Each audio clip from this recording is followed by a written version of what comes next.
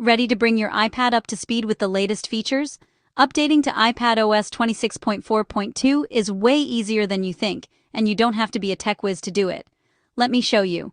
First, the wireless update. This is the simplest method. Start by backing up your data to iCloud, just in case. Plug your iPad into a power source so you don't run out of battery mid-update. Now, grab your iPad and open Settings. Scroll down and tap General, then tap Software Update. If you see iPadOS 26.4.2 available, tap Download and Install. Enter your passcode, agree to Apple's terms, and let your iPad work its magic. You can sit back and relax. The rest is automatic. But what if you run into issues, or your iPad's storage is looking tight? No worries. You can update using a computer. If you're on a Mac running Catalina or later, connect your iPad with a cable. Open Finder, select your iPad, then click General, and check for Update. Hit Download and Update, and follow the prompts. If you're using Windows or an older Mac, you'll use iTunes.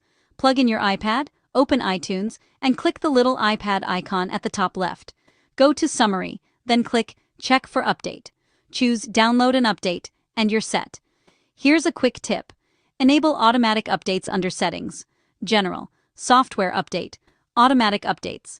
Your iPad will handle everything for you overnight while charging. Make sure you have at least 12 to 16 gigabytes free for the download and installation.